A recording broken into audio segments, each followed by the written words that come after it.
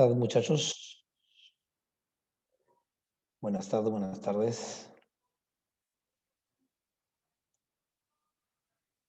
Buenas tardes. Buenas tardes a todos, muchachos.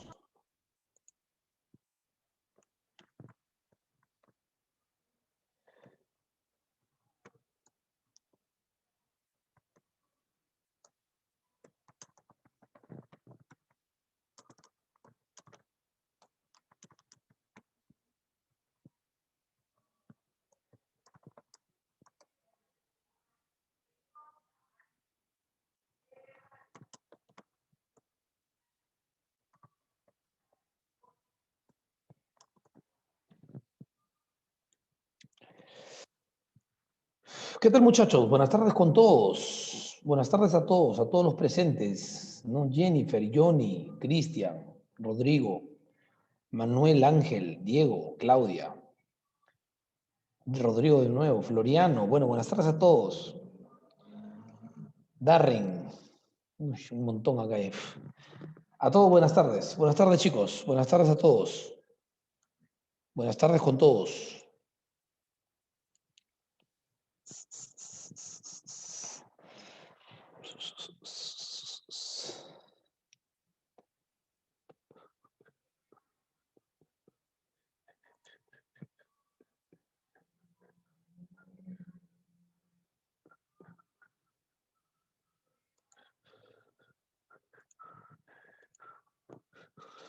Muy buenas tardes. Muy buenas tardes. Vamos a entonces iniciar. Déjame ver. Acá está.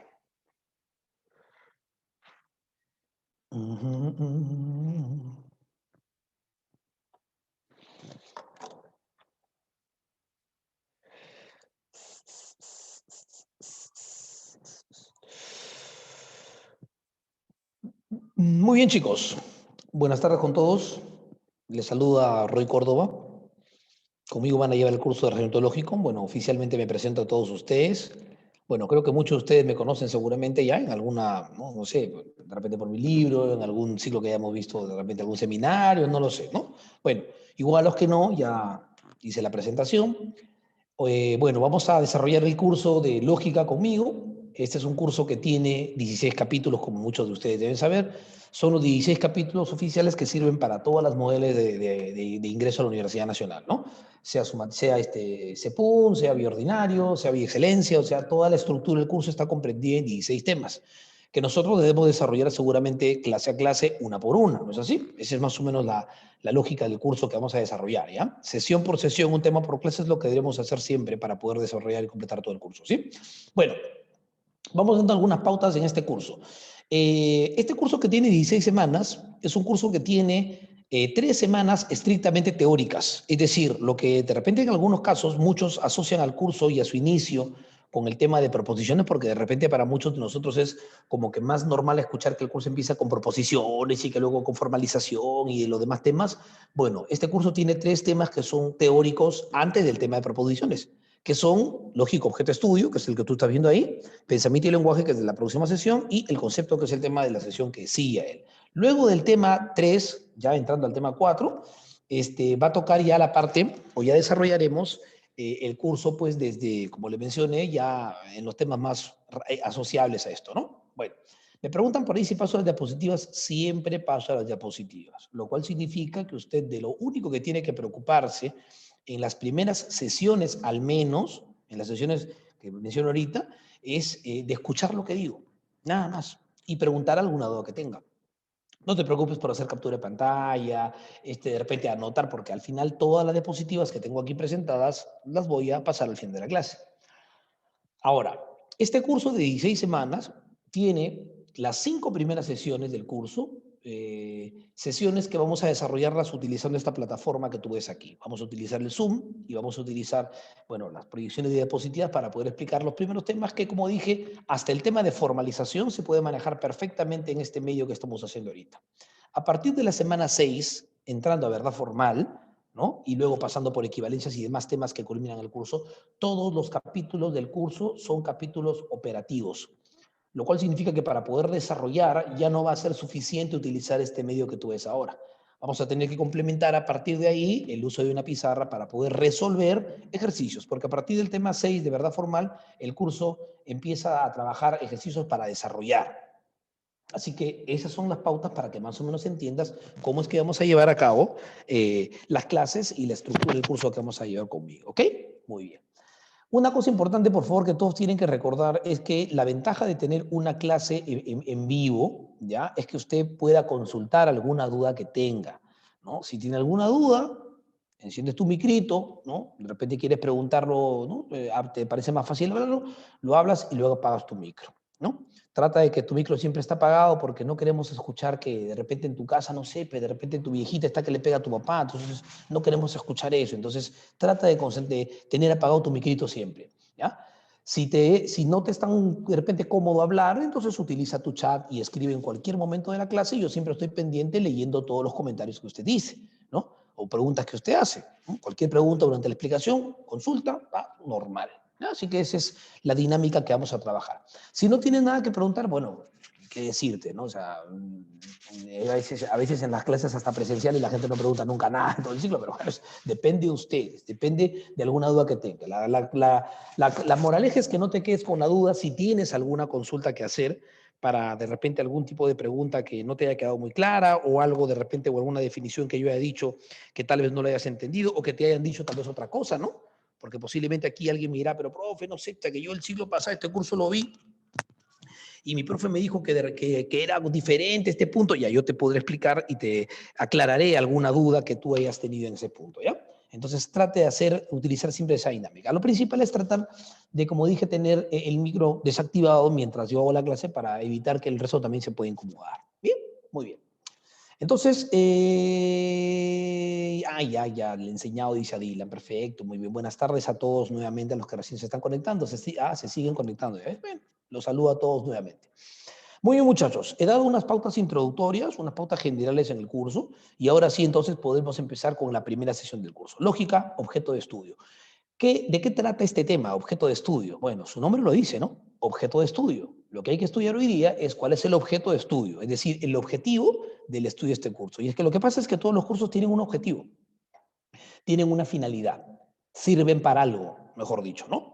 No solamente para postular e ingresar, no, o sea, tienen un fin, ¿no? La historia tiene un objetivo, la matemática tiene un objetivo, la química también, etcétera, ¿no? Tienen un objetivo. Lo que vamos a entender en la sesión de hoy día es cuál es el objeto de estudio de la lógica. ¿Para qué sirve? ¿Qué se trata de lograr cuando uno estudia este curso? Eso es lo que debemos conseguir al finalizar la sesión. ¿Ya? Muy bien.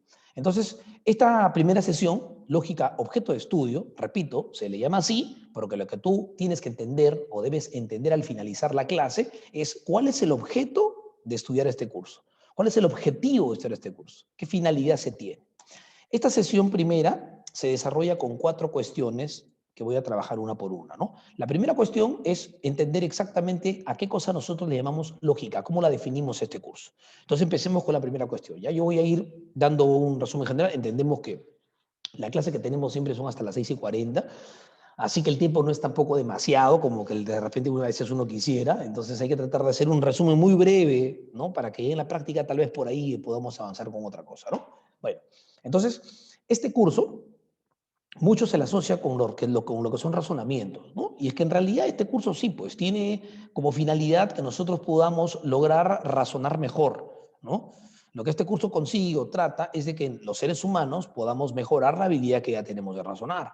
Entonces aquí yo quiero por favor que tú tengas mucho cuidado porque hay alguna gente que piensa de que este curso te enseña a razonar. Y cuando digo enseña a razonar, estoy hablando de que hay algunos que podrían suponer que si en este curso tú no razonas, lo cual es mentira, ¿no? Eso es tan tonto como pensar que el curso de lenguaje te enseña a hablar, lo cual es falso, ¿no? Se supone que el ser humano, una de sus capacidades naturales que tiene, por su propia naturaleza el ser humano, es poder hablar, ¿no? Así como el poder razonar, ¿no? El ser humano tiene capacidades que son básicamente innatas, ¿no? Es decir, ¿no? Características y capacidades con las que nacemos, del poder caminar, del poder alimentarnos, el poder correr, el poder de repente reproducirse, el poder de repente hablar, el poder razonar, son habilidades normales. Lo que pasa es que hay cursos que seguramente lo que tratan es de que esas habilidades se puedan mejorar. Y eso pasa, por ejemplo, en el lenguaje. El curso de lenguaje no te enseña a hablar, porque tú ya hablas, ¿no? Hasta un analfabeto habla. Lo que el curso de lenguaje hace es que tú hables, pero hables correctamente. Igual pasa en lógica. Este curso no te enseña a razonar como si tú fueras virgen en razonamiento, porque todos los seres humanos razonamos.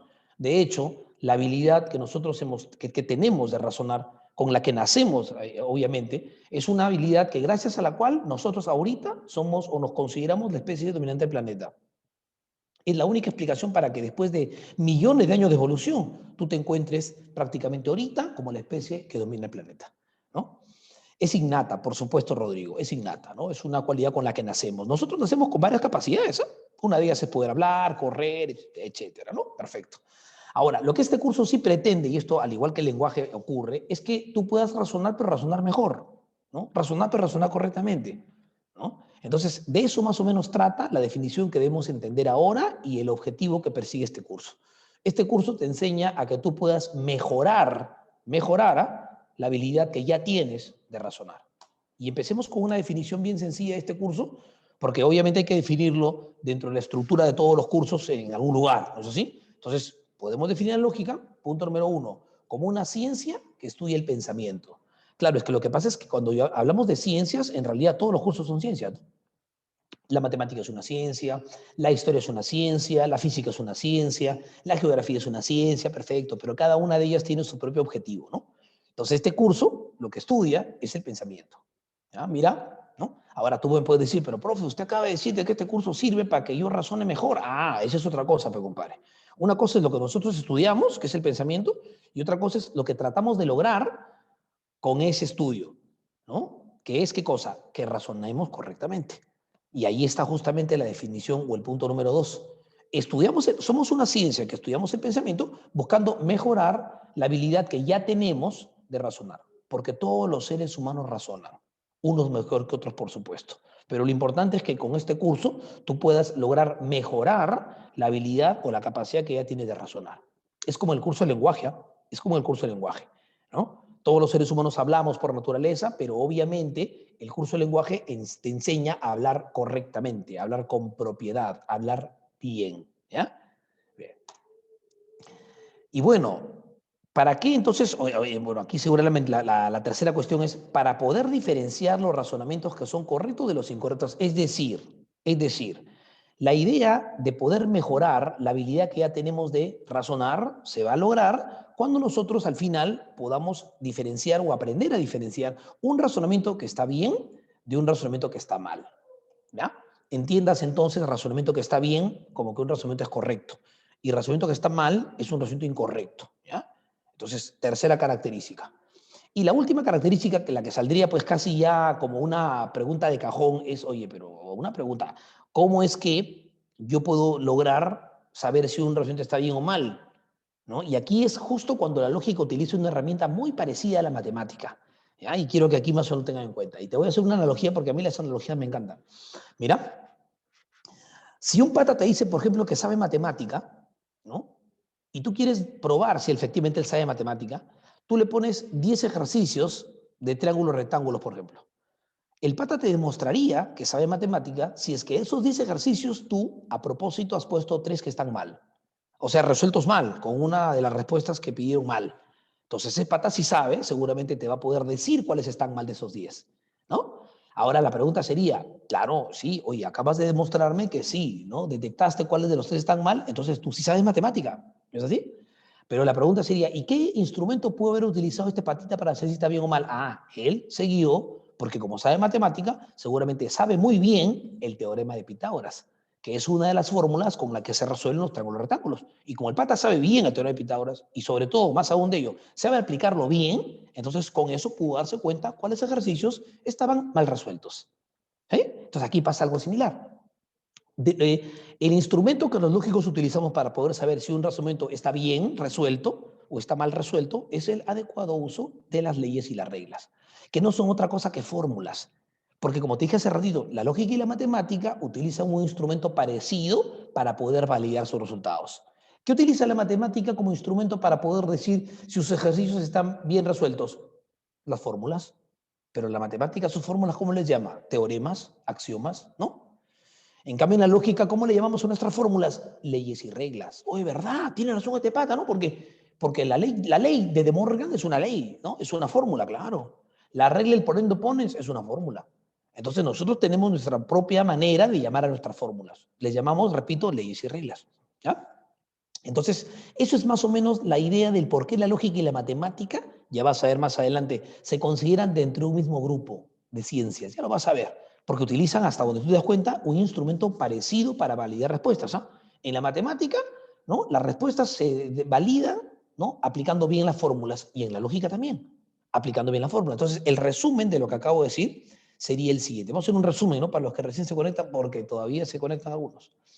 Primera característica, dijimos que la lógica es una ciencia, ¿no? Al igual que todas las demás materias que estudiamos, pero que esta en particular se dedica al estudio del pensamiento.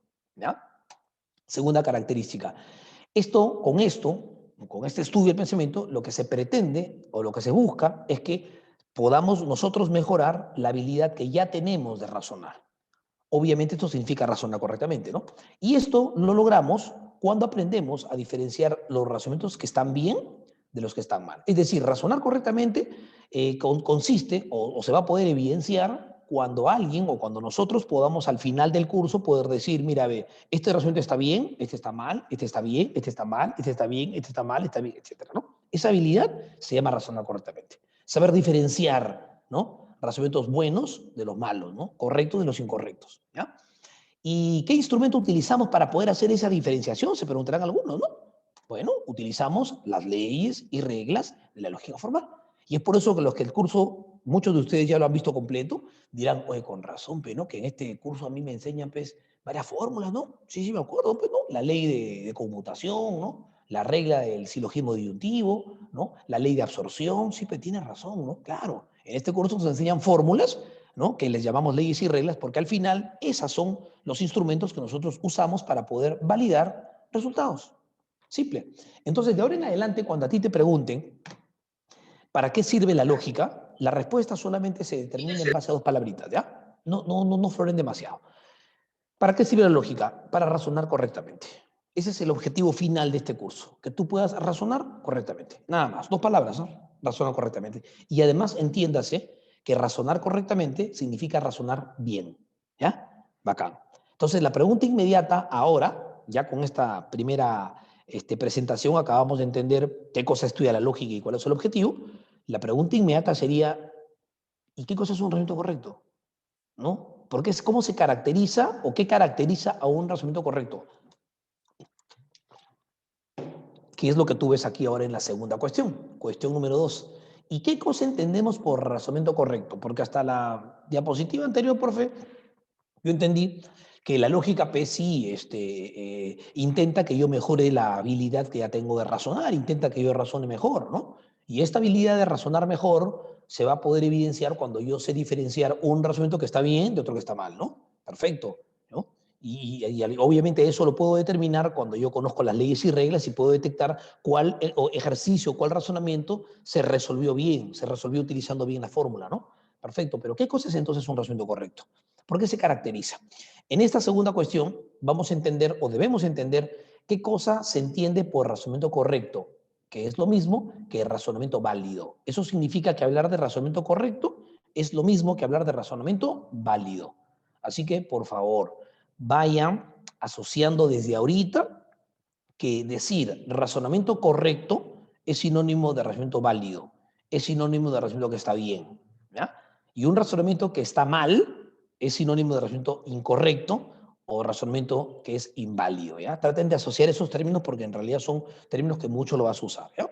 Bueno, lo que yo pretendo con esto es que ustedes entiendan, repito, qué características tiene un razonamiento que es correcto, ¿no? Y cómo la lógica y la matemática, como te decía hace rato, utilizan un instrumento de validación de resultados parecido, ¿ya? Mira, aquí tengo un par de razonamientos que son absolutamente sencillos porque, repito, el objetivo de en este punto es que tú entiendas cómo los lógicos o en qué los lógicos nos basamos para poder decir que un razonamiento está bien y otro está mal.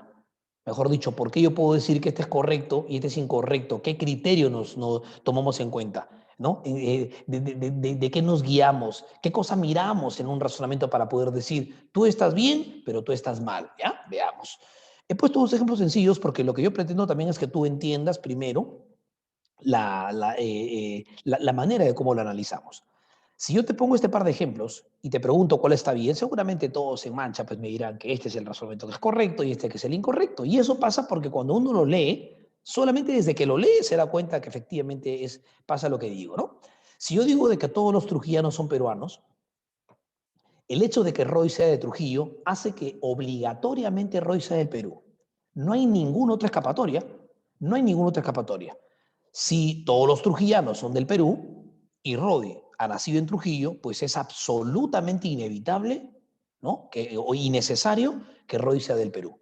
Eso significa que la conclusión o respuesta obtenida en esta inferencia es absolutamente exacta. No hay ningún margen de error, es decir, no hay ninguna otra posibilidad distinta a ello. En cambio, en el segundo caso, la situación no es así. Porque si yo digo que todos los trujillanos son peruanos, el hecho de que Eduardo sea de Perú no me garantiza que el pata también sea de Trujillo. ¿Te das cuenta cómo aquí la conclusión obtenida no es absolutamente exacta? Porque, repito, el hecho de que todos los trujillanos sean peruanos y que un pata Eduardo nazca en Perú, pues nacer en Perú implica nacer en muchos lugares del Perú, puede nacer en Arequipa, Piura, Talara, Cajamarca, etcétera, etcétera, etcétera. Y claro, entre tantas posibilidades, sí hay una que pueda ser la trujillana. Pero obviamente la conclusión obtenida no es una conclusión exacta e infalible como la que obtuvimos en este primer caso.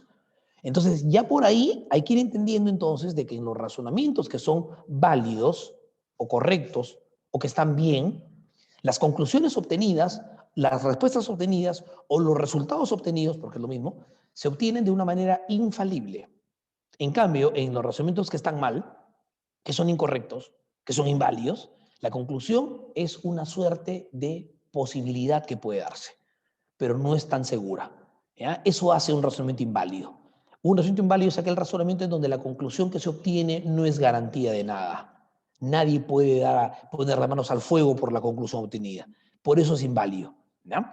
Entonces, en este punto uno dice, ah, ya, profesor, sí, ya entendí entonces que los razonamientos correctos son aquellos en donde la conclusión se obtiene de una manera infalible, ¿no? En cambio, en los razonamientos inválidos o que están mal, las conclusiones sí pues se obtienen de una manera como que un poco incierta, discutible, ya por ahí de repente puede darse como una posibilidad entre tantas opciones, ¿no?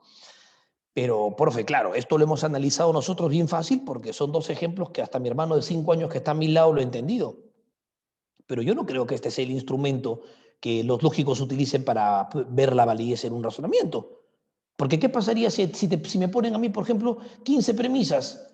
¿No? Me ponen un razonamiento con 15 premisas. ¿Cómo puedo detectar si esta conclusión obtenida de 15 premisas efectivamente es una conclusión obtenida de una manera infalible?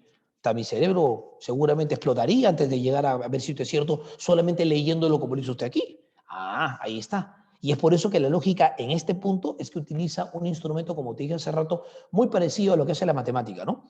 Que es un instrumento que le permite validar resultados, pero evidentemente lo que trata es de que sea más simple el análisis, ¿ya? Observa, por favor. Mira, es aquí entonces en donde la lógica, como te dije hace un momento, utiliza la misma técnica que utiliza la matemática para poder validar resultados. Cuando digo resultado, estoy hablando de la conclusión, ¿eh? O respuesta, es lo mismo, ¿no? ¿Cuál es el resultado de una inferencia? La conclusión. ¿Cuál es la respuesta en un razonamiento? La conclusión, ¿no? En la matemática, los resultados se validan cuando alguien o cuando se supone que utilizamos bien las fórmulas. En la lógica pasa igual. Entonces, si tú, por ejemplo, a alguien que sabe lógica le preguntas si este razonamiento es correcto, él lo que va a hacer más rápidamente es esto, ¿ve? Va a formalizar. ¿Por qué? Porque la formalización le va a mostrar la fórmula con la que se resolvió el ejercicio. Y este señor sabe que si la fórmula con la que se resolvió es una fórmula que es correcta, o sea que está bien, entonces diré que es un razonamiento válido. En cambio, si la fórmula con la que se resolvió es una fórmula que está mal, pues diremos que es un razonamiento inválido. En otras palabras, los lógicos nos basamos en el adecuado uso de fórmulas. Ahora, aquí seguramente si hay alguno que es nuevo en el curso, le puede pasar algo muy curioso, ¿no? Puede decir, profe, pero ¿qué? O sea que esta fórmula está bien. Sí, ¿y por qué está bien? Y este está mal, ¿no? No sé, pero tú dices que está mal, ¿no? ¿Por qué pasa eso? Porque hay gente que no sabe el curso, pues. Es exactamente igual como, por ejemplo, cuando tú le muestras a un estudiante de tercero de primaria, le muestras esto y le dices, mira, ve, este es el teorema de Pitágoras, ¿ah? El chibolo te va a mirar y te va a decir, ¿quién es Pitágoras? ¿No? Ah, y está bien. Bueno, ¿Estará bien? Pero tú dices que está bien. Yo no sé ni qué rayos era esta vaina, ¿no? Y esto aquí está mal, le dices. Está mal. ¿Será, pero? ¿Por qué está mal? Porque no se deben restar. Los catetos. ¿Qué son catetos? Que no se restan. Ah, bueno. Si tú lo dices, ¿por qué? Porque no sabe nada, pues. Eso le puede pasar a muchos que seguramente no saben el curso. Pero los que sabemos el curso, ¿no? Es como si a alguien que de la edad de ustedes le preguntaran si el teorema de Pitágoras así está bien, por supuesto, y así está mal, por supuesto, porque sabe ya. Entonces, igual tiene que pasar. Cuando tú termines este curso, termines de desarrollo completo, te vas a dar cuenta que esta fórmula que tú ves aquí, en realidad es una fórmula adecuada, inclusive le llamamos nosotros el modus ponendo ponens. Y esta fórmula es una fórmula incorrecta, porque obviamente en las expresiones de causa-efecto no es posible afirmar el consecuente. Eso lo saben los que ya conocen el curso. Así como cuando tú ahorita a cualquier pata que tiene 15 años le dices que esta fórmula está mal porque en el teorema de Pitágoras los catetos no se restan, y eso lo sabe hasta el más malo de matemática, ¿no? Igual, los que conocen el curso de lógica saben que en una expresión de causa-efecto tú no puedes afirmar el consecuente. ¿Por qué? Porque lo que haces es violar la fórmula, mejor dicho, usarla mal, ¿no? Así de absurdo como se ve restar los catetos en el teorema de Pitágoras, se ve de absurdo afirmar el consecuente en una expresión de causa-efecto. ¿Ya? Entonces, ahí te estás dando cuenta que la lógica y la matemática validan sus resultados a partir del adecuado uso de las fórmulas. Si tú usas las fórmulas bien, vas a conseguir respuestas exactas. Si tú usas la fórmula mal, vas a conseguir respuestas que sean inexactas. Entonces, por ahí radica la corrección, la validez o el que un razonamiento esté bien, el adecuado uso de fórmulas. Por eso que seguramente los que han leído su libro, los que se acuerdan del ciclo pasado, dirán, profe, yo me acuerdo que yo he leído que la validez es el adecuado uso de fórmulas. Claro, pues esas son las leyes y reglas, pues. Mejor dicho, las usas bien. Usas bien el ponendo ponens, razonamiento correcto. Violas el ponendo ponens, razonamiento inválido o incorrecto, ¿no? Entonces, de eso depende la validez. Por eso, que cuando tú a cualquiera de tus amigos, esos que ya han pasado un par de ciclos, ves que le ponen un par de razonamientos y le preguntan si es válido, ¿qué hace el pata? Al toque lo formaliza. ¿Por qué? Porque al formalizar, él lo que quiere mirar es con qué fórmula se resolvió esta vaina. ¿Ve? Ah, se la resolvió con el ponendo pone, ¿no? Perfecto, este está bien, ¿no? Él ni siquiera se preocupa de ver pues, si es que Roy de Trujillo, que si Trujillo está entre Perú, eso no interesa. Porque lo que la lógica busca es la validez en cuanto a la forma de cómo se utilizan las fórmulas. No importa el contenido de si es verdadero o falso. Ahí está la diferencia entre lo que busca la lógica, que es la validez, y lo que busca pues con toda ciencia, que es conseguir verdad, ¿no? Es totalmente diferente. Los lógicos buscamos la validez, que es producto de qué? Del adecuado uso de fórmulas, ¿no? Usar bien las reglas, ¿ya? Así que recuerden ese detalle, ¿ya? Entonces, punto número 2, con este punto número 2 hemos entendido de que el razonamiento correcto, o también llamado válido, o también llamado razonamiento que está bien, es aquel razonamiento en donde se lo resolvió, en donde la conclusión obtenida al resolver fue producto de haber utilizado bien una fórmula, bien una regla, bien una ley. Eso nosotros le llamamos razonamiento correcto. Profe, ¿y Roy del Perú? ¿Quién rayos era Roy? A mí no me interesa. La validez no depende si Roy de Trujillo, Lima, Perú, Huánuco, Cajamarca, Hollywood. Eso no importa. La validez es producto de la forma de cómo se resuelven los razonamientos para llegar a la conclusión. Dicho de otra forma, las fórmulas que utilizamos para resolver. ¿Y qué son fórmulas en la lógica? Las leyes y reglas, ¿ya? Listo. Punto número 2, explicado. Vamos con el punto número 3. Con este punto número 3, nosotros debemos entender, ¿no? ¿Qué áreas comprende la lógica? Porque seguramente aquí muchos me dirán, profe, sí, pero yo hasta que en este curso he escuchado, no sé, pues, lógica equivalente, lógica dialéctica, lógica modal, que lógica fúsica, tantas, pero ¿hay alguna relación entre ellas? Sí. Hay una relación entre ellas, que es justo lo que yo pretendo explicar con este grafiquito, ¿ya? Este grafiquito explica de forma así general cuáles son las áreas de la lógica y cómo es que se interrelacionan entre ellas, ¿ya? Vamos explicando así como que algo muy breve, porque repito, pues no tenemos mucho tiempo, así que hay que tratar de abordarlo más general para que en la práctica podamos complementar algo más, ¿ya? Bien, la lógica general, podemos llamarle así, dijimos hace un momento que es una ciencia que estudia el pensamiento. Acá está, ¿ve? Estudia el pensamiento. Los que son un poquito curiosos dirán, pero profe, tú hace rato me has dicho que la lógica sirve para razonar correctamente. Ah, esa es otra vaina, pues. Una cosa es lo que estudiamos, que es el pensamiento, y otra cosa es el objetivo que queremos lograr de ello, ¿ya? Que es que razonar correctamente.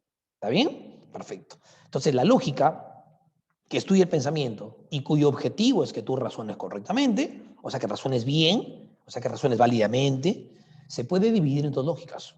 Una es la lógica formal y otra es la lógica dialéctica, ¿no? Ambas lógicas, por supuesto, estudian perfiles distintos o maneras diferentes de cómo ayudarte a razonar correctamente, porque se entiende que ambas lógicas, que son parte de la lógica general, tratan también de que tú razones correctamente. Pero lo que pasa es que para la lógica formal, el razonamiento correcto o válido o razonamiento que está bien, únicamente depende de la estructura, es decir, de la fórmula.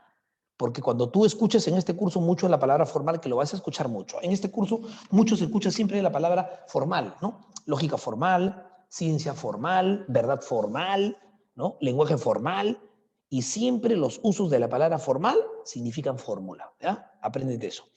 Entonces, para la lógica formal, el razonamiento correcto depende principalmente de la estructura, de la forma o de la fórmula con la que se resuelven las inferencias. Si las fórmulas están bien construidas, pues decimos que son razonamientos válidos, pues no. Y si las fórmulas están mal construidas, pues decimos que son inválidos.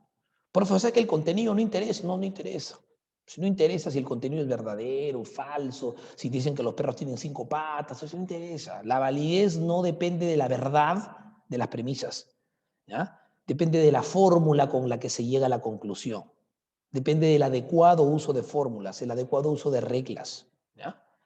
Bueno, pero para la lógica dialéctica, el razonar correctamente ya no depende de la estructura, sino depende del contenido. Y es que lo que pasa es que las estructuras finalmente tienen un contenido, porque se supone que estas estructuras, como fórmulas que son, tú puedes agregarles un contenido para ejemplificar algunos casos.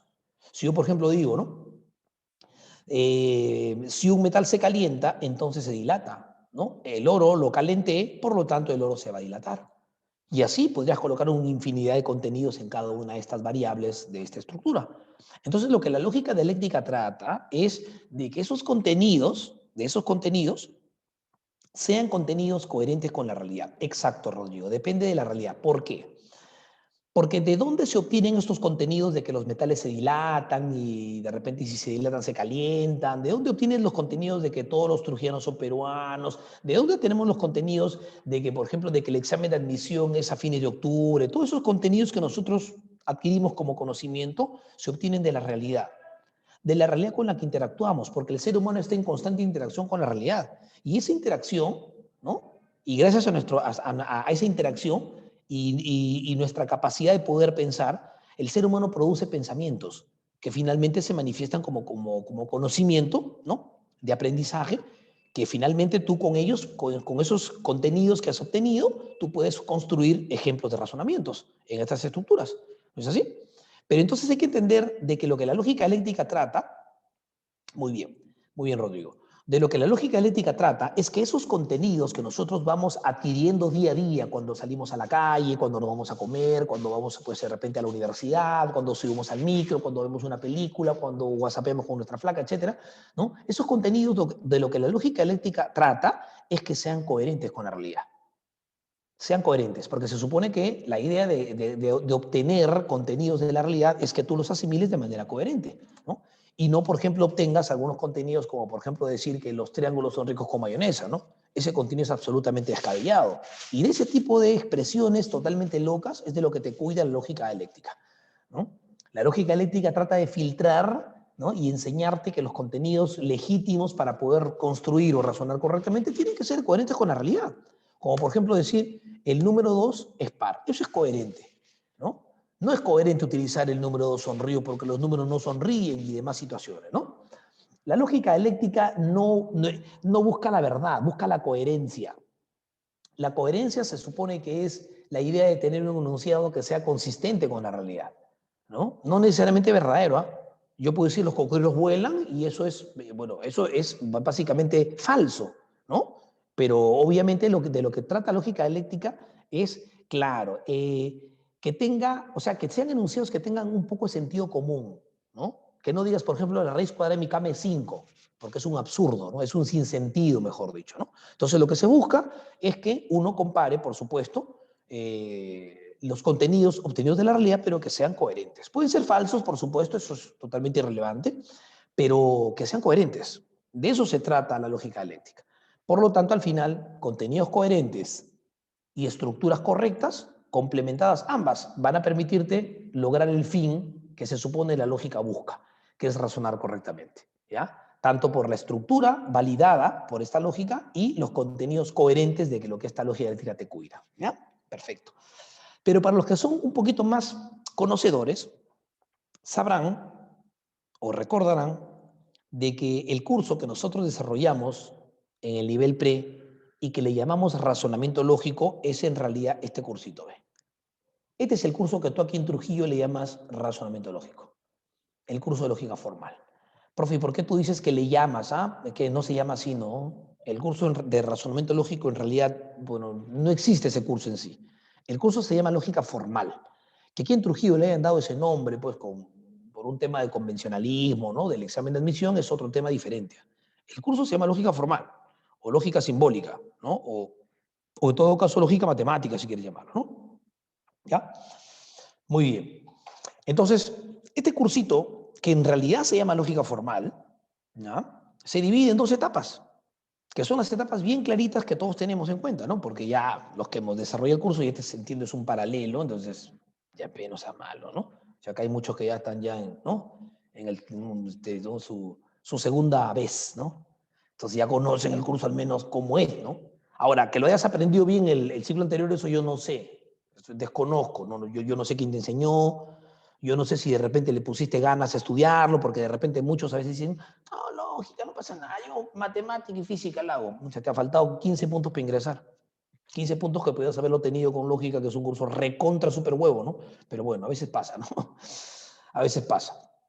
Claro, yo les enseñé, sí, a muchos de ustedes, pero como dije, es que hay muchos factores, ¿no? Hay muchos factores que hacen de que a veces uno el curso no lo aprenda bien, ¿no? Cuando tú le enseñas a un chibolo, por ejemplo, de que sale del colegio, nunca el curso lo aprende bien. Yo te digo por experiencia, porque esos chibolos salen del cole y creen que, por ejemplo, el hecho de postular es como en el colegio, ¿no? Mamá, mañana tengo examen de matemática. Ya, hijito, estudia, Pep. Te agarrabas tu cuaderno 2 horas, 20 al otro día. Si estudiabas 1 hora, sacabas 18. Si estudiabas media hora, 15. Si no estudiabas nada, 11. Y creen que así es la vida en la pre. No, pues no. Y pensaban que sí, con un estudito nada más, no. Se han dado cuenta a nivel examen y han quedado en el puesto 3000. Entonces, oye, sí, pucha, que es diferente la postulación. Diferente, pe. Es totalmente distinto. Entonces, recién se ponen las pilas en el otro ciclo. Pero eso le pasa a la gente que recién sale del cole. Es muy normal que la gente que recién sale del cole, siempre al curso pues no le dé bola, ¿no? Y a todos los cursos, no es lógica, hablo de todos los cursos, ¿no? No le dan bola mucho porque creen que la idea es presente, dice, creen que el tema es parecido al cole, ¿no? Estudias un ratito y no, hasta que hay patas que están en la cola 4 ciclos, o sea, claro, de esos patas que están en la cola 4 ciclos, ponle 2 ciclos a ellos que han estado en el mismo proceso que tú, ¿no? Primero así, no pasa nada, ahí nomás yo la hago, ¿no? Normal. Ya en el tercero han dicho, oye, hasta que ya voy 3 ciclos, ya creo que ahora sí hay que ponerse las pilas, ¿no? Es que es así, pues, es un tema complejo, puches, hay 1000 factores. O sea, se podría hacer un estudio completo del factor psicológico que influye en el ingreso. No solamente es conocimiento, pero esa es otra clase, ese es otro curso. Así que no nos desviemos, ¿ya? Seguimos. Bien, entonces este cursito, para los que ya, como dije, los conoce, ¿no? Saben de que se divide en 2 etapas. La lógica proposicional, que es la primera etapa del curso, que se le llama lógica coligativa o también llamada conectiva. ¿Por qué, profe? Porque en esta lógica todo lo que tú trabajas en ella depende del conector. Todos los enunciados que son usados para esta primera etapa del curso dependen del conector, ¿no? Formalizaciones para uso de conectores. Reglas de inferencia que sirven para uso de conectores, ¿no? Leyes de equivalencia desarrolladas para conectores. La ley de De Morgan es una ley para conectores, ¿no? El ponendo ponens es una regla para conectores, ¿lo ves? O sea, en esta primera lógica, que comprende de la semana 1 hasta la semana 10, ¿no? De las 16 temas del curso. Todo lo que tú ves en esto depende del conector. Todo es conector. Conector, conector, conector, reglas de conectores, leyes de conector, todo es conector. ¿Ya? Pero a partir de la semana 11 empieza otra lógica diferente, que ya no usa conectores, que lo que usa en realidad son términos, predicados o conjuntos. Y a partir de la semana 11 hasta la finalización del curso, tú empiezas a ver expresiones como esta, ¿ve? Todo hombre es mortal, algunos trujillanos son fieles, ningún payaso es cómico, ¿no? Muchos periodistas no son objetivos, y comienzas a ver expresiones que en realidad lo que tienen son conjuntos, y te vas olvidando un poquito de las expresiones que en este punto veías, como que si Marta va a la playa, entonces se va a bañar, ¿no? Que Rodrigo estudia una maestría, sí, solo sí, paga su cuota a tiempo, etcétera. Ya te olvidas de eso. A partir de la lógica de predicados, tú comienzas a estudiar enunciados que de alguna forma tienen conjuntos que van o que se cuantifican con un término de cuantificación, ¿no? Todos, muchos, algunos, ninguno, ahí se comienzan a ver, que es otra lógica ya. Otra lógica que tiene otras leyes, que tiene otras reglas, que tiene otros sistemas de formalización. O sea, es una lógica como que diferente al final, ¿no? Bueno, y esta lógica de predicados es la que nosotros aprendemos a partir de la semana 11, ¿no? Que es la segunda etapa del curso. Y esta lógica de predicados, como seguramente muchos saben, ¿ya? Se divide en tres lógicas, ¿no? Está la lógica cuantificativa, en donde lo que predomina es el sistema de formalización en base al cuantificador, acá está. También está la lógica tradicional, en la que predomina principalmente la formalización tradicional diseñada por Aristóteles, ¿ya? Y estandarizada en las cuatro formas típicas que todos conocemos, ap, sep, sipso. Y finalmente está la lógica de clases, que es una lógica básicamente de conjuntos, y lo que se estudia en ella es la relación y la manera de cómo se relacionan los conjuntos que forman parte de la producción categórica, ¿no? Y eso hace la lógica clasial, o lógica de clases que le llaman algunos, ¿no? Usando los diagramas de Venn para poder hacer ese análisis de cómo los conjuntos de la producción categórica están relacionados, ¿no? Se incluyen, se excluyen y demás, ¿ya? Muy bien. Pero esta primera parte de la lógica, vamos a enfocarla aquí nuevamente, esta primera parte lógica llamada proposicional o conectiva, a su vez se puede dividir en dos tipos. Está la lógica bivalente y está la lógica polivalente. Son las dos lógicas en las que se divide la lógica proposicional o conectiva, la bivalente y la polivalente. Bueno, bi viene de dos, valente viene de valor de verdad. Y es que esta lógica bivalente es una lógica que construye razonamientos a partir de enunciados que solamente van a tener dos posibilidades de resultados. Solamente dos resultados, no hay más resultados. Lo verdadero y lo falso. No hay más. Y seguramente tú dices, oye, profe, ¿hay enunciados que solamente tienen dos resultados, dos posibilidades? Claro que sí. Si yo digo los triángulos tienen cuatro lados, eso tiene solamente dos resultados. O bien es verdadero o bien es falso, ¿no? Claro, por nuestro conocimiento de geometría sabemos que es falso, ¿no? Si yo, por ejemplo, digo, Trujillo es una ciudad del norte de Perú, eso tiene dos resultados. O bien es verdadero o bien es falso. Por nuestros conocimientos de geografía sabemos que eso es verdadero, ¿cierto? Bien. Si yo digo Trujillo tiene 1.745.227 habitantes, estamos hablando de que esa expresión tiene solamente dos resultados. O bien es verdadero si coincide la cifra con lo que dije, o bien es falso si no coincide esa cifra. Y punto, no hay nada más. Entonces, sí hay enunciados que solamente tienen dos opciones de resultados con valor de verdad, ¿no? Y esa es la lógica bivalente. Es una lógica que desarrolla cálculos de razonamientos a partir de enunciados que tienen dos valores de verdad. Pero obviamente estas lógicas bivalentes se les conoce como lógicas clásicas, porque son lógicas antiguas, ¿no? Tradicionales, ¿no? Son lógicas de alguna forma aristotélicas. Pero las lógicas modernas ya comenzaron a incluir cálculos en base a más valores de verdad. Y es que había obviamente enunciados en donde uno no los podía solamente calificar como dos resultados nada más, ¿no? Y entonces ahí comenzaron a aparecer las primeras lógicas multivaluadas, poli, varios valores, ¿no? Que eran lógicas que prácticamente ya no tenían en cuenta o ya no les alcanzaba, mejor dicho, solamente dos resultados, sino que eran lógicas que necesitaban más escenarios para poder dar valor de verdad a los enunciados. Y ahí es donde aparece la primera lógica multivaluada, que es la famosa lógica trivalente. Tres. Valente, valor de verdad. Y obviamente la lógica trivalente maneja enunciados que tienen 3 resultados. Si yo, por ejemplo, digo, en este examen de admisión, yo voy a ingresar en 4º lugar. Eso no es verdadero. O en todo caso, tiene 3 escenarios. Podría ser verdadero, podría ser falso y todavía es incierto. ¿Te das cuenta? Hay 3 escenarios. Ese tipo de expresiones fueron lo que dieron pie a la aparición de las primeras lógicas multivaluadas, que eran lógicas que, repito, no necesariamente tenían que utilizar enunciados que solamente decían sí y no, ¿no? Y ahí aparece la primera lógica multivaluada, que es la lógica trivalente. Pero ¿acaso era o es la única lógica en donde el sistema binario de 1 y 0, de verdadero y falso, no le alcanzaba? No. Estaba también la lógica modal. El cálculo modal es un tipo de lógica que prácticamente utiliza enunciados en donde tampoco le alcanza solamente el escenario sí y no. Porque recuerda que la lógica bivalente era todo sí, no, blanco, negro, frío, caliente, ¿no? Verdadero, falso. En cambio, en la lógica modal y en el cálculo modal, los enunciados podían verse afectados, el grado de certeza que estos tienen a partir del uso de términos modales. Y es que en realidad los enunciados no necesariamente tienen que poderse resolver solamente con 1 y 0 o con verdadero y falso. Muchas veces nosotros utilizamos escenarios de posibilidad o escenarios de necesidad, ¿no?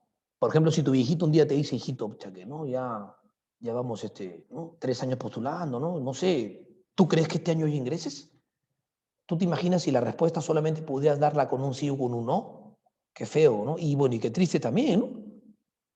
Entonces, menos mal que siempre existe la forma de poder modular el grado de certeza y decirle, mira, ¿sabes qué, viejito? Este año posiblemente ingreso, ¿no? Entonces le estás dando un grado de certeza distinto a decirle, no voy a ingresar, ¿no? O decirle, sí voy a ingresar. Pero de repente, si tú sabes que tu puntaje es recontra súper alto, estás haciendo 400 puntos en tu simulacro, entonces tú puedes con todo derecho decirle, ¿sabes qué, viejito? En este examen yo necesariamente ingreso. Ya que es un hecho, ¿no? Estás graduando el valor de certeza que tú le quieres dar a un enunciado, obviamente utilizando los famosos términos modales, ¿no? La fe, dice, ¿no? La fe, que el Cuto Guadalupe se ha vuelto famoso en estos últimos tiempos, ¿no?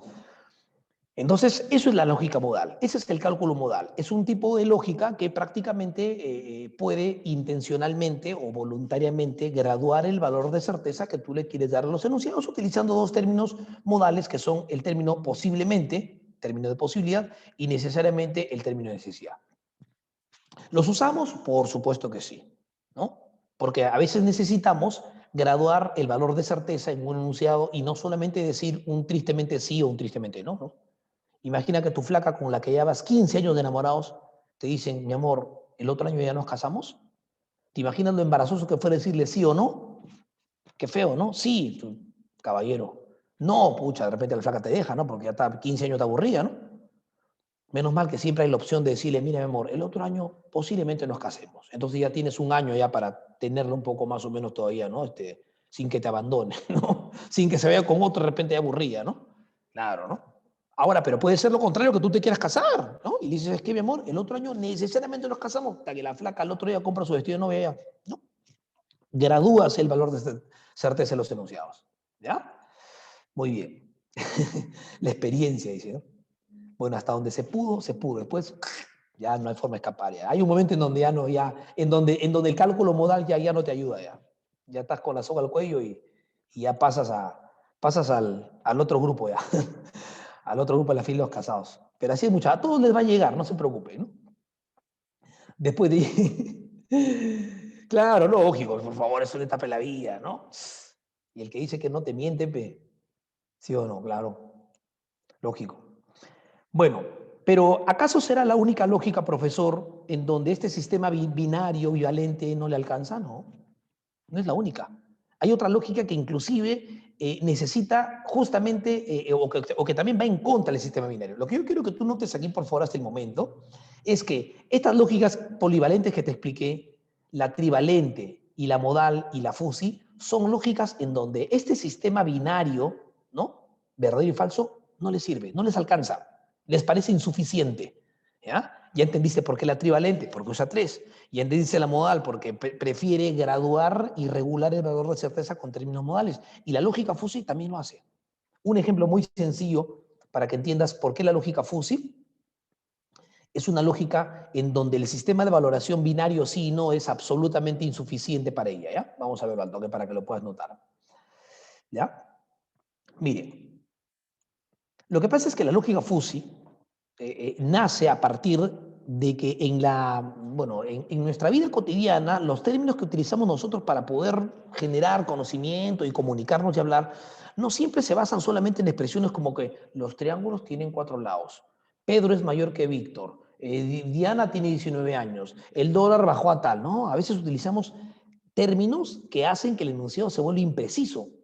Mira, ¿qué pasa si yo, por ejemplo, digo, Carlos es un poco mayor que Juan? ¿No? O sea, que un poco mayor, un poco mayor. Si me hubiera dicho que es mayor, claro, sí o no, ¿no? Carlos es mayor que Juan, sí o no, nada más. Pero un poco mayor, pucha, un poco mayor, un poco mayor. Pero eso va a ser verdadero dependiendo de cuán mayor sea, ¿no? Porque si le lleva 2 años, no creo que sea tan verdadero como que le lleve 1 año y medio. O si le lleva un poco mayor porque le lleva 1 año, o si le lleva 6 meses, o le lleva 3 días. ¿Te das cuenta? Entonces, ese uso de términos imprecisos permite que nuestro cerebro vaya procesando información. Ahí Víctor también ha utilizado una expresión, bueno, que me la mandó como mensaje directo, pero yo lo voy a leer. La manzana tiene tono rojizo. Su madre. ¿Cuántas escalas de rojizo hay? De rojo hay. Infinitas. Lo cual significa que seguramente si tú coges 5 manzanas, hay una que va a ser más roja. Y para ti y tu cerebro, esa manzana que es más roja que las demás, esa afirmación es más verdadera, ¿no? Ya, te pongo un ejemplo infalible. Mira, si yo tuviera acá 2 vasos de agua, ¿ya? El vaso A y el vaso B, y los lleno de agua, este hasta aquí y este hasta aquí, ¿ya? Si yo te digo, el vaso A está lleno de agua, tú dirás que no. Simple, no. ¿El vaso B está lleno de agua? No. Vamos a suponer que el vaso B yo lo lleno hasta acá, al tope, así, al tope, al tope, al tope, ya. Entonces, ¿el vaso A está lleno de agua? No. ¿El vaso B está lleno de agua? Sí. Se acabó. No hay nada más que hacer, ¿no? El sistema binario me alcanzó perfectamente. Pero si yo, por ejemplo, tengo los vasos a este punto así, ¿eh? Y yo te digo, el vaso A está casi lleno de agua, casi, puta madre, esa palabra casi hace que tu cerebro comience a aproximar la veracidad y dices, sí, los dos están casi llenos, pero este está más casi lleno que el de aquí, ¿sí o no? O sea que si tú me permites que yo te diga cuál es más verdadero, yo te voy a decir que este es más verdadero, el de aquí. Porque decir que el vaso B está casi lleno de agua, este es más verdadero. Para mí, esto es 98% verdadero.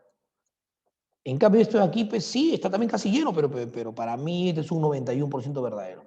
¿Te das cuenta cómo tu cerebro comienza a porcentualizar la verdad, a aproximarla, ¿no? ¿A partir de qué? Del uso de términos imprecisos.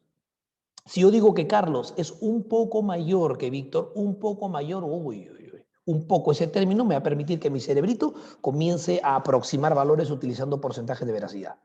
Y es que lo que pasa es que la lógica equivalente solamente habla de 100% verdadero y 100% falso. Nada más, ¿no? El triángulo tiene 4 lados, 100% falso. 1 más 1 es 2, 100% verdadero. El vaso B está casi lleno de agua, 98% verdadero. Oye, pero ha venido Carlos y se tomó un trago, ahora está acá, ah, ya, caballero, 93% verdadero. ¿No? Ya, pero al final vino Diego y le agregó 10 gotas de agua, ah, ya, 93,8% verdadero. ¿Te das cuenta lo infinito que se puede volver esto si seguimos aproximando el valor de verdad? Esa es la lógica fuzzy. Ese es el cálculo difuso. ¿Ya? Ese es la cúspide o lo más evolucionado que en lógicas existe. O sea, si yo te pudiera decir, o si tú me pudieras decir, o yo te pudiera decir cuál es de las lógicas lo más evolucionado que ahorita existe, es la lógica fuzzy.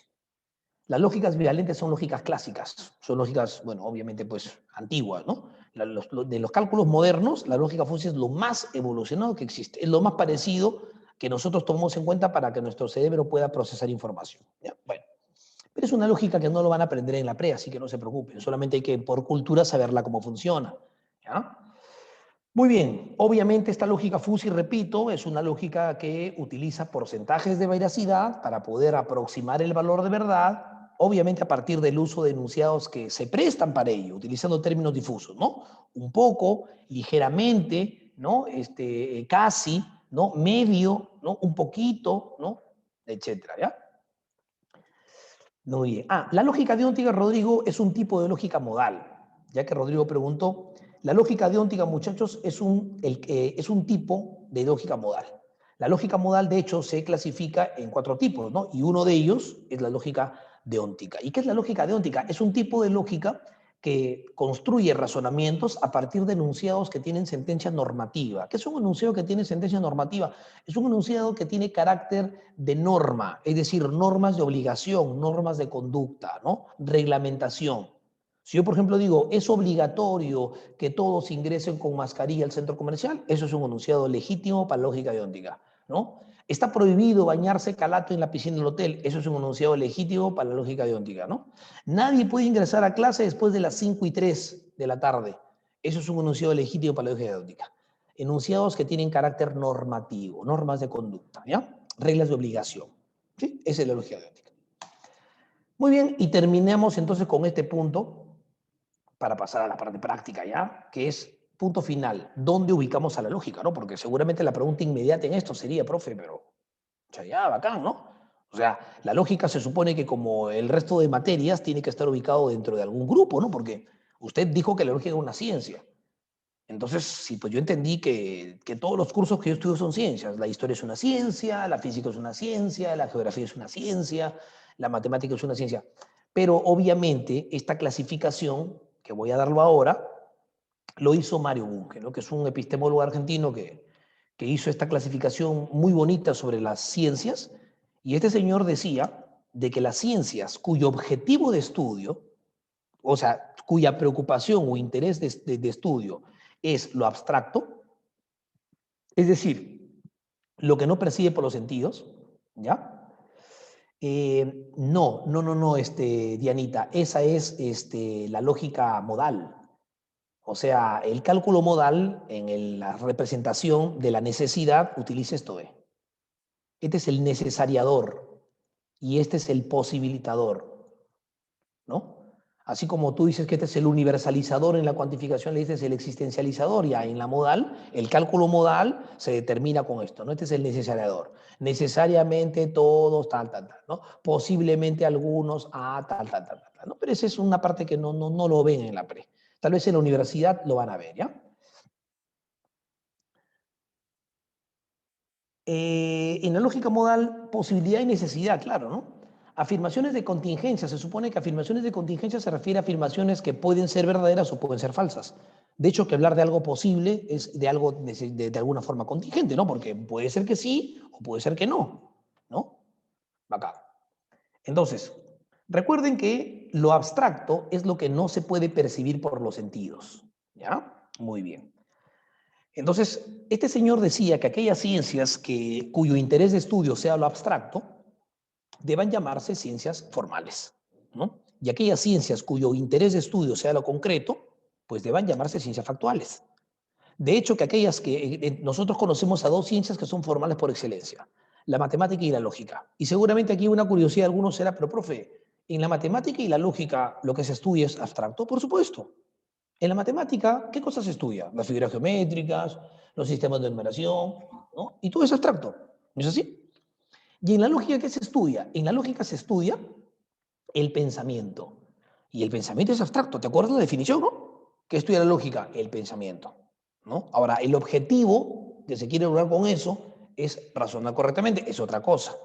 Pero el pensamiento es abstracto, por supuesto que sí, porque no se puede percibir por los sentidos. Tú no puedes saber lo que yo estoy pensando ahorita, no puedes, ¿no? Entonces, eso es un poco la idea de esto, ¿no? Ya, eso es la lógica dialéctica, Rodrigo. Dialéctica, muy bien, ahí ya. Dialéctica, muy bien. Ahí te contestó tu tocayo, creo también, ahí está, ¿ves, no? Tu tocayo te contestó, dialéctica. Eso vamos a llegar ahorita ya, a la parte práctica. Muy bien, entonces, efectivamente, entonces, la matemática y la lógica son ciencias formales porque cumplen la consigna con la que Bunge las había clasificado, que estudian elementos de carácter abstracto. Todas las demás ciencias que quedan, si tú quitas matemática y lógica, cursos, si quieres llamarlo, se supone que son ciencias factuales. Todas las demás, ¿no? Ahí se encuentra la física, la química, biología, historia. Pero obviamente aquí Bunge hizo una subclasificación más bonita, ¿no? Porque obviamente en este grupo que vamos a ver ahorita se encontraría la geografía y se encontraría la biología. Y alguien con un poquito de, ¿no? Si le echo un poquito de cabeza dirá, pero no creo que tengan nada que ver estas, ¿no?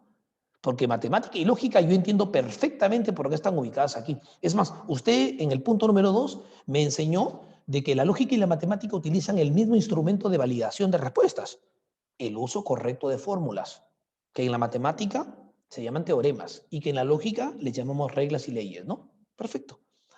Pero geografía y física no creo que tenga nada que ver, ¿no? Ya, por eso es que este pata hizo una clasificación adicional a los cursos que quedaban, quitando matemática y lógica, por supuesto, ¿no? Y él dijo que aquellos cursos que tengan relación o interacción con la naturaleza se consideren como ciencias naturales. Ahí estaba la física, química y biología. Y aquellos cursos que tengan relación o interacción con el hombre y la sociedad se consideren como ciencias sociales, ¿no? Y ahí estaban entonces ya la clasificación dada. Pero lo que a ti te van a preguntar cuando salen preguntas de este tipo en los exámenes son las 4 características que tú tienes que tener en cuenta para diferenciar una ciencia formal y una factual. ¿Y cuáles son? Te explico, son 4, así que bien brevemente. Primera característica, las ciencias formales son exactas, lo cual significa que los conocimientos que en estas se detallan y se describen no cambian con el tiempo. Son conocimientos definitivos. Ejemplo, el teorema de Pitágoras, ¿no? Apareció en hace 400 años antes de Cristo. Hasta ahora sirve y seguramente de acá a 1000 años más va a seguir sirviendo. Conocimientos definitivos. Las ciencias factuales, por el contrario, no, porque son ciencias cuyo conocimiento se va enriqueciendo a partir de lo que investigan. Y como están en constante investigación, seguramente lo que a ti te enseñaron en química el año pasado, ¿no? Tu tatarabuelito hace 500 años no le enseñaron lo mismo. Lo que tú estás aprendiendo ahorita en historia, seguramente tus hijos no lo van a ver igual. ¿Por qué? Porque son conocimientos que se van actualizando. Por eso se consideran como ciencias probables, porque sus conocimientos son temporales. Están sujetos a cambios porque son ciencias que investigan, pues, y van logrando actualizar las cosas que van descubriendo. ¿Ya? Segunda característica, las ciencias formales son racionales, lo cual significa que la única forma de entenderlas es con la razón. Tú no puedes entender el teorema de Pitágoras si no razonas. No puedes aplicar adecuadamente la ley de De Morgan en la resolución de una operación lógica si tú no razonas. Instrumento legítimo, la razón. Por eso son racionales. Las ciencias factuales, más importante que la razón en ellas es la experiencia, por el experimento. Porque para poder entender una reacción química o entender la ley de la gravedad que cumple o no cumple en ciertos escenarios, etcétera, no necesitas razonar. Es más importante realizar el experimento para probar si es cierto. Entonces, por eso son empíricas, porque la experiencia por el experimento es más útil para poder entender en lo que, de lo que tratan ellas, ¿no? Tercera característica, las ciencias formales son demostrables, lo cual significa que lo que utilizan para demostrar, ¿no? Si una ley o una regla o un teorema está bien, es el análisis. Por ejemplo, tu profe de matemática te puede demostrar, ¿no? Que si el teorema de Pitágoras es legítimo o no es legítimo. ¿Y por qué Pitágoras lo consideró como legítimo? Utilizará, por supuesto, un análisis matemático para ello, ¿no? Obviamente este análisis matemático no significa ponerle valores a la ecuación, que eso lo hace un chibolo de un año, ¿no? Hay otra forma de hacer el cálculo, ¿no? En la lógica también. Si yo quisiera demostrarte que la ley de De Morgan es una ley legítima y que tiene validez para utilizarse, utilizo un análisis lógico y puedo utilizar una tabla de verdad para hacerte la demostración, ¿no? En cambio, las ciencias que son factuales no demuestran. Estas lo que hacen es verificar y la verificación va ligada a un experimento, ¿no? Por eso que se consideran a estas ciencias como experimentales, ¿no? Porque en realidad el experimento es lo que le permite hacer legítimo o poder evidenciar o verificar alguna ley que existe, ¿no? Tú quieres, por ejemplo, verificar y probar que efectivamente el punto de ebullición del agua varía de acuerdo a la altura en donde se haga el proceso de hervir el agua, entonces haz la prueba, experimenta, ¿no? Y te vas a dar cuenta si efectivamente el punto de ebullición es distinto si hierves el agua en Puquio que si hierves el agua de repente pues a nivel del mar, ¿no? De repente en Buenos Aires, ¿no? Entonces te vas a dar cuenta de eso. ¿Ya? Verificación, experimento, son verificables. Y finalmente las ciencias formales son ciencias mayormente deductivas.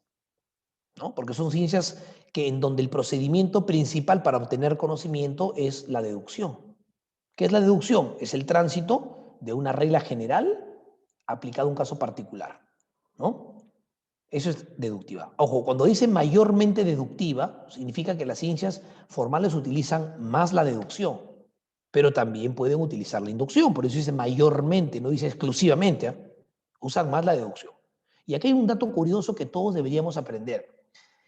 En realidad, la razón del por qué las ciencias formales son mayormente deductivas es porque la deducción es una técnica de inferencia absolutamente infalible. Por eso que no es una casualidad que las ciencias formales que son exactas la utilicen con mayor frecuencia, porque la deducción es un razonamiento exacto. Quiero que te acuerdes para la otra clase, ¿eh? Que hay una pregunta de ese tipo y vamos a ver si por ahí se acuerda. Es para la otra semana ya, ¿no? En cambio, las ciencias que son factuales son ciencias mayormente inductivas.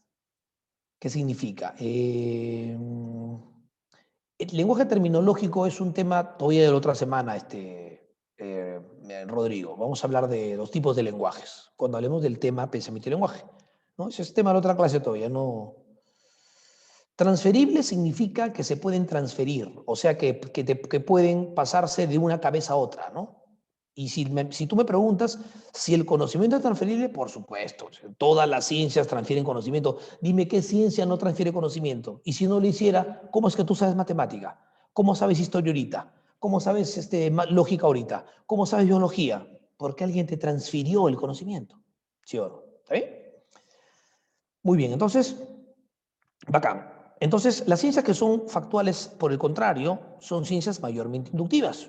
¿Y qué es la inducción, profe? Es un procedimiento que va de los casos particulares hacia la formación de una regla general. Eso se llama inducción, es un razonamiento amplificador.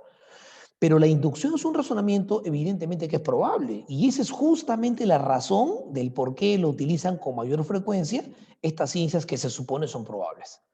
Una inducción, recuerden muchachos, es un razonamiento que va de casos particulares hacia la formación de una regla general. Por ejemplo, si yo digo, Víctor es un estudiante de Nobel que es inteligente, Diego es un estudiante de Nobel que es inteligente, Diana es un estudiante de Nobel que es inteligente, por lo tanto yo puedo concluir que todos los estudiantes de Nobel son inteligentes. Probablemente. ¿Qué he hecho? Acabo de amplificar la característica observada en solamente 3 individuos del grupo. Pero con eso yo amplifiqué y dije que probablemente todos son probables, ¿no? Entonces la inducción tiene esa característica. Es un razonamiento que tiene que ser probable, pero justamente por eso es que lo utilizan las ciencias que se supone son probables. ¿Ya? Muy bien, muchachos. Eso sería entonces toda la parte de la explicación y ahora sí pueden sacar su practiquita y podemos empezar a resolverla. ¿Ya? A ver, entonces, saquemos la, voy a traer mi practiquita al toque, ¿ya? Y empezamos. Buena parte de la práctica.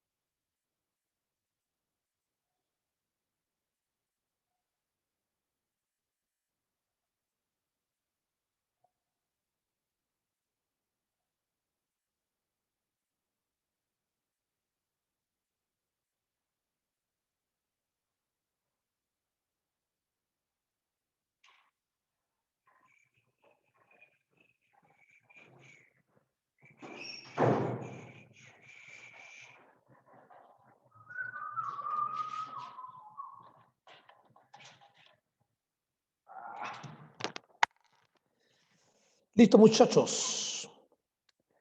Vamos empezando con la práctica entonces. Los principios, ya eso lo, espere, en las diapos que le voy a pasar, lo que pasa es que el tiempo es muy cortito, ¿no? Y sí, pues no es como en los semestrales que hay pues, 3 horas, ¿no? Acá tenemos hora y media, es la mitad. Bueno, en las diapos que les voy a pasar están los principios. Acá está menos, también explicadito, pero bueno, tenemos que hacerlo. Acá está menos, explica y todo acá. Están inclusive las leyes de la dialéctica que ya pues obviamente por el tiempo tú sabes que es un poco extraño, ¿no? Ya no se va a poder completar todo. Pero ya con la práctica vamos a tratar de complementar algo, ¿ya? Muy bien, entonces voy a sacar mi practiquita, ustedes también entiendo, para poder empezar, ¿ya muchachos? A ver, déjame primero descargarla, porque ya la acabo de enviar ahorita. Ya muchachos, a ver.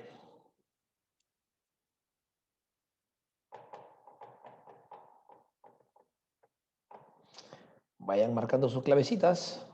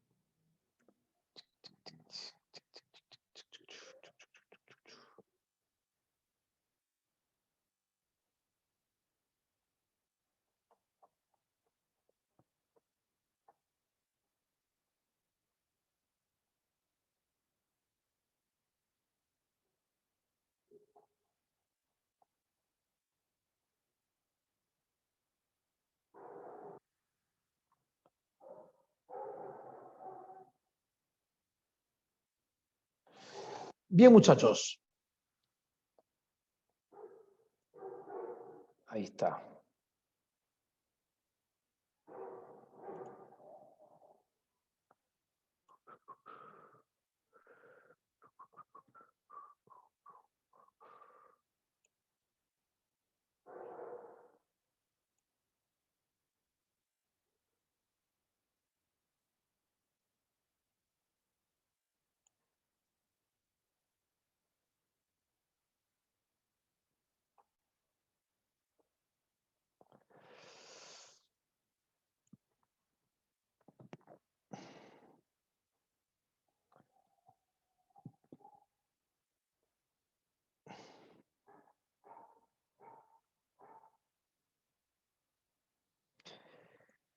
Listo, chicoquitos. Vamos entonces empezando con el desarrollo, ¿ya? Vamos haciendo, la práctica tiene 35 preguntas. Vamos haciendo las impares y obviamente por el tiempo yo estoy calculando y ya las pares seguramente si es que las que no quedaran de repente por hacer, les voy a decir a la señorita Inés que las envíe. Yo envío la práctica con todas las claves resaltadas, así que seguramente ya les puede reenviar esas para que puedan practicar un poquito más, ¿ya? Bien, entonces empezamos. Pregunta número uno, atención por favor. ¿Qué piden en la uno? Aquí están dando la clave a cada uno, ¿no? A ver, vamos a ver. Está fácil. La lógica formal utiliza como referente de demostración. Bueno, utilizamos leyes y utilizamos reglas, ¿no? Obvio. Aquí hablan de la lógica formal nada más. ¿Ya? Entonces, la lógica formal utiliza solamente leyes y reglas. No teoremas, utiliza la matemática, postulados también, pero nosotros solamente leyes y reglas. Pero como aquí te piden las que no son ciertas, la clave se supone debe ser 1, 3 y 5. Clave dado. Muy bien, muy bien. 2. El objeto de estudio de la lógica formal, ¿ya? Difiere de la dialéctica allá. A ver, acuérdate, ¿ya? Lógica formal y lógica dialéctica. La lógica formal, recuerda, lo explicamos, Casa. estudiaba la estructura y la dialéctica el contenido. Entonces, ¿por qué difiere la lógica formal de la dialéctica? Porque la formal estudia la validez o invalidez de los argumentos formalizados, ¿no? Esto es lo que se estudia, ¿ve? Validez o invalidez de argumentos formalizados, ¿ya? Entonces la clave debe ser casa, como muy bien han dicho, ¿ya? Vamos a tratar, bueno, y vamos a hacerlas impares, perdón. Ya, sí hay que hacerlas impares para poder avanzar un poquitín, ¿ya? Y hacer un poco de todo lo que tiene la práctica, ¿ya? Por si acaso. Vamos a ver la 3. La lógica se ubica dentro de las ciencias. Esta sí estaba hueva, ¿no? Ciencias formales, lógica formal, ¿ya? 5. Acerca de la lógica, estamos haciendo las impares, ¿ya? Acerca de la lógica y ciencia, podemos decir, bueno, lógica y ciencia, la lógica es una ciencia. O sea, ¿existe una relación de dependencia? Claro, porque la lógica es una ciencia, pues, ¿no es así? La lógica permite validar, sí, pues, la lógica valida argumentos científicos, ¿no? O razonamientos que la ciencia utiliza, por supuesto. ¿La lógica permite construir lenguajes científicos artificiales? Claro que sí. La lógica construye fórmulas, porque sus reglas se construyen con fórmulas, que son básicamente lenguajes de tipo artificial, ¿no? Entonces la clave aquí debería ser la 3, la 4 y la 5, como por ahí me han dicho ustedes. Muy bien. Clave casa. La 2 no sería cierta porque este cliché de que la lógica es la madre de la ciencia, no, eso tal vez es la filosofía, ¿no? La madre de las ciencias. Por eso que la filosofía no está ubicada dentro de ningún grupo según Bunge, ¿no? Porque la filosofía es la madre de las ciencias, ¿no? Entonces no está ubicada ni como formal ni factual.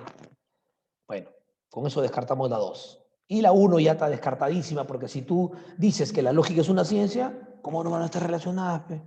Si la lógica es una ciencia. 7. ¿Qué dice la 7? El objeto de estudio, vamos a colocarlo ahora para ir viendo mejor, ¿ya? Estamos haciendo las impares. El objeto de estudio de la lógica formal es la validez del razonamiento. Esto lo vamos a aprender la próxima semana por si acaso, pero validez es un término que solamente le corresponde a los razonamientos. No hay validez del juicio, no hay validez del concepto. ¿Ya? Eso lo vamos a entender la próxima semana con más detalle. Entonces, la lógica o el objeto de estudio es la validez del razonamiento, es decir, los razonamientos que son correctos. Determinar mediante reglas y leyes, o sea, mediante fórmulas, la validez de un razonamiento. Perfecto. 4 y 5. Esto está bien hueva, ¿no? Dado. Pregunta 9. Esta sí. Aquí sí yo creo que mueren siempre todos. No sé por qué, pero siempre mueren. A ver, dígame la clave. Para demostrar mi teoría del por qué todos siempre mueren con esta pregunta. Que no deberían morir, ¿no? Pero bueno.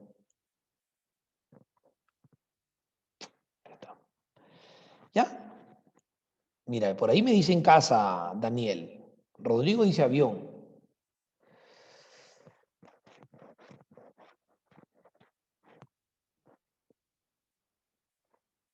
Ah, la 7 ya la hemos hecho, pues. La 7 era la clave dado. 7 dado. Bacán. 9. Resuélvalo, profe, por favor. La 9, sí, sí, sí. Ahorita mismo soy. Ajá. A ver, no, pero la 9, ¿no? Nadie dice una clave, al menos para. Miren, muchachos. Miren. Hay cosas que tú tienes que ir más o menos ya tomando en cuenta, pues, ya como que muy obvio, ¿no? Mira, ven. Desde que tú ves que dice aquí, desde que tú ves que acá dice del argumento, este es un razonamiento, ¿no? Y desde que ves que aquí dice es válido, recuerda que la única forma que los lógicos utilizan para poder determinar si un razonamiento es válido o no lo es, ¿qué cosa es? La forma. Así que si tú fuiste de los que para decir que es válido solamente lo leyeron, te has conectado ahorita recién seguro. No puedes haber estado en la clase hace rato si es que has hecho eso. Porque yo dije en el punto número 2, cuando te hablé de la validez, y te dije cuál es el instrumento que la lógica utiliza. Y te dije que por eso que los patas que tienen 3, 4, 2 ciclos, cuando te hablan de validez, ¿qué hacen ellos? Formalizan. ¿Y para qué formalizan? Porque la única forma de ver si es válido o no es bien ver qué fórmula se utilizó. Así que, bueno, entonces yo voy un ciclo, pero si escuché lo que el profe dijo, voy a formalizar, compadre. A ver, si el pensamiento es abstracto y el juicio es abstracto, por lo tanto, el juicio es pensamiento. Seguramente uno dirá, ¿para qué me está formalizando, profesor? Porque es la única forma de saber qué fórmula se utilizó, salvo que tu cerebro sea tan evolucionado que solamente leyéndolo veas la forma. Puede ser, ¿no? Si llevas 5 ciclos puedes llegar a ese nivel, pero si eres un pata normal, entonces formalízate. Ahora sí, mira la fórmula. ¿Está bien o mal? Mal. Nada más. ¿Está mal la fórmula P? Entonces, la 1 no es, pues. Pero la 4 sí. Y si no es la 1, ya anda eliminando, pues, ¿no? Esta ¿Beso? 2. Ahora, mira la 2. Verdadero. ¿Un razonamiento puede ser verdadero o no? Porque la verdad es una propiedad del juicio. Eso es tema de la otra clase, pero poco a poco lo vamos a ver. ¿Ya? Repito, entonces, un razonamiento solamente puede ser válido o inválido, no es verdadero. Así que la 2 no puede ser. Elimina la 2 y obviamente te queda la clave que es casa. Pero déjeme terminar por qué. ¿Ya? A ver, termino. La conclusión es verdadera. ¿Qué dice la conclusión? El juicio es pensamiento, claro. El pensamiento está compuesto por 3 formas: concepto, juicio y razonamiento. El juicio es un pensamiento, así que es verdadera la conclusión. ¿Las premisas son verdaderas? No sé. ¿El pensamiento es abstracto? Claro que es abstracto el pensamiento. O tú sabes lo que estoy pensando yo ahorita, ¿no? El juicio es abstracto, pero lógico que es abstracto. Se supone que si el juicio es un pensamiento, ¿no? Y el pensamiento ya es abstracto, pues tiene que ser abstracto, pues, sentido común. Entonces también es cierta la número 3 y la número 5. Por eso es la clave 3, 4 y 5. Este es el mejor ejemplo con el que yo te puedo decir de que en este razonamiento, en donde todo es verdadero, no es válido. Porque la validez no depende de la verdad, depende de la manera y de la fórmula cómo se resolvió. Por eso, por última vez, cuando a ti te hablen de válido o inválido, lo que tú tienes que hacer es formalizar. ¿Para qué? Para ver con qué fórmula se lo resolvió. Porque eso es de lo que trata la validez. ¿Ya? No te olvides. Casa. Ya.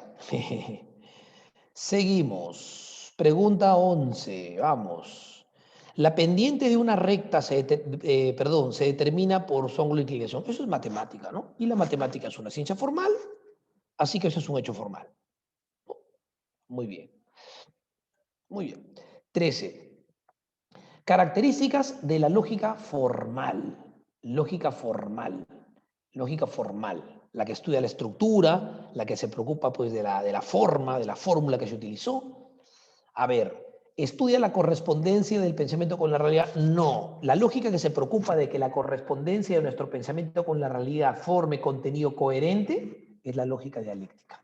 Así que la número 1 no pasa nada. Si no es la 1, ya tú andas descartando. Estudia los conceptos, claro. Se supone que la estructura del curso, cuando dice que estudia el pensamiento, habla de conceptos, juicio y razonamiento. Así que la 2 es fija. Estudia las estructuras. Eso hace la formal. Estudia la forma. Estudia la forma. Ahí está, lo dice forma. Ahí está. 2, 3 y 4. Beso. Muy bien. No estaba muy hueva, muy complicada, ¿no? Profe, pero la 5 dice que estudia la validez o corrección formal, pero aquí lo malogran, ve. ¿Le dice esta palabra? Solo de hechos concretos. ¿Solo hechos concretos? Que, o sea que tú no puedes formar un razonamiento con contenido abstracto. Sí, se puede. ¿No? Entonces, la 5 se malogra por esta parte que dice solo hechos concretos. 2, 3 y 4. Pregunta 15. Pregunta 15.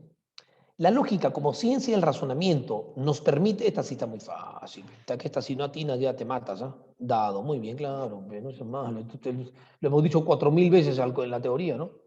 Razonar correctamente y o válidamente.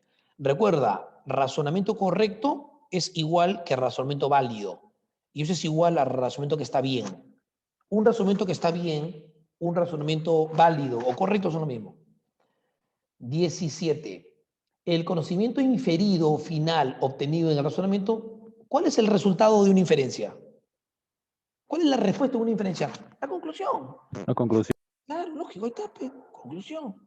17. 19. La lógica que estudia las relaciones lógicas entre afirmaciones de posibilidad, eso me preguntó una compañera en la clase, ¿no? Y necesidad, ya con estas dos palabras claves creo que ya atinamos nosotros a concluir de que hablan de la lógica modal, ¿no? Perfecto, cálculo modal. Muy bien. Cálculo modal. Modal, ¿ya? Sí, exacto, Rodrigo. 21.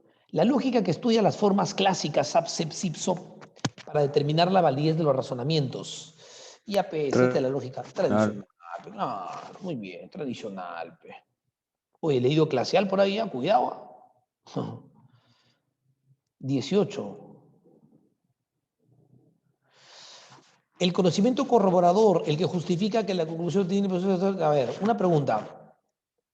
Cuando tú resuelves un ejercicio de triángulos rectángulos, ¿qué cosa es lo que justifica, demuestra o evidencia si la respuesta calculada está bien? La fórmula, el teorema de Pitágoras, en la lógica pasigual, ¿no? El ¿Me elemento repites? que corrobora, fundamenta y justifica que la conclusión o respuesta obtenida en el razonamiento está bien, ¿qué es? La regla P, nada más, casa, la 18, ¿no?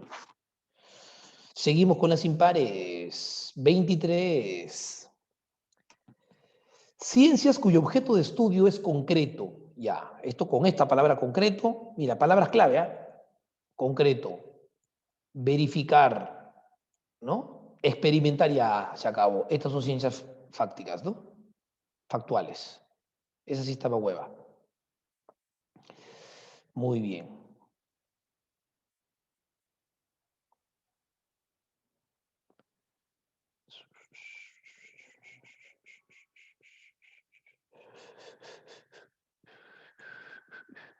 ¿23? Ah, ya están dando las claves, ya dado, sí, sí, sí. 25, ya, multivaluadas, polivalentes, muchos valores, ¿no? Bueno, semilleno, ¿recuerdas? Término que automáticamente va a generar que tu cerebro comience a tratar de aproximar la palabra semi a buscar, ¿no? Ejemplo que puse, los vasos, ¿no? Tono amarillento, ¿no? Como su compañero puso tono rojizo similar, ¿no? Decir amarillento significa una escala de amarillo que es casi infinita, ¿no? Y de coger 5 plátanos de color amarillo, pues todos son amarillos, pero hay uno que va a ser más amarillo que otro. Y ese para tu cerebro va a ser más cierto, más verdadero que los otros, ¿no? 2 hasta ahora. Y la 5, pues ligeramente, ¿ves? ¿Lo ves? Ligeramente. 1, 2 y 5, ¿no? Porque decir ligeramente es un término impreciso, lo que va a causar que tu cerebro comience a buscarle algo más aproximado y eso es lo que hace la lógica Fuzzy. Por eso que se dice que la lógica Fuzzy es lo más parecido que tiene tu cerebro a la forma de razonar, ¿no? Es lo más parecido a la forma de razonar que tiene el ser humano, ¿no? La lógica difusa. 27, ¿qué dice la 27? Las ciencias formales tienen como objeto de estudio, ¿qué cosa? Los objetos concretos. A ver, ciencias formales, ¿ah? Ya. Bueno, la 1 no es cierto, pues se supone que las ciencias formales son abstractas, así que no podría ser de ninguna forma la 1, pues ya elimina la 1, ya tienes ya 2 claves, no va a que evaluar, ¿no? Tú eres capo en eso. Los entes ideales o abstractos, estas sí, pues. Listo. 2 fija. Las leyes y reglas derivadas de los entes abstractos, también, leyes y reglas, fórmulas en realidad, muy bien.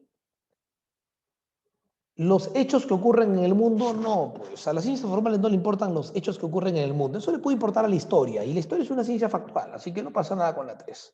Y bueno, nada más. Sería la 2 y la 4. ¿Ya? 2 y 4. Clave entonces, dado. 29. Áreas de la lógica.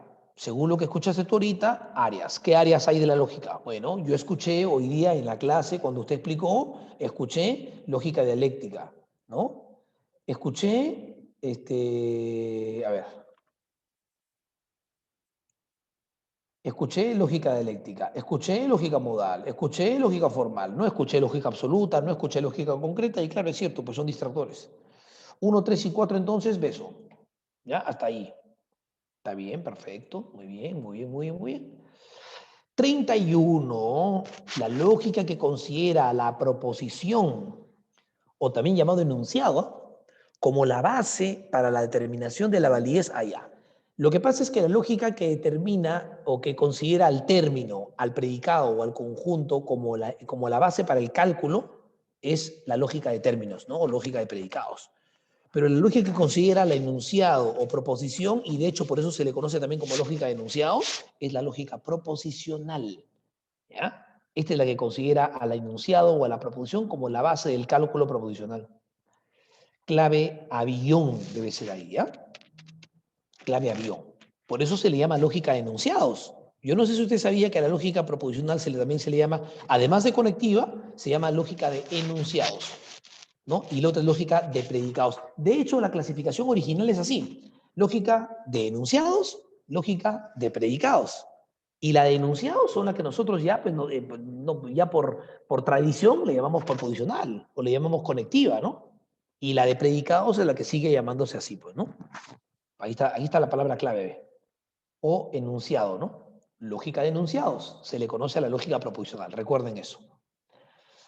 33, la afirmación de la afirmación de George Bush dice de que Bin Laden está vivo o muerto.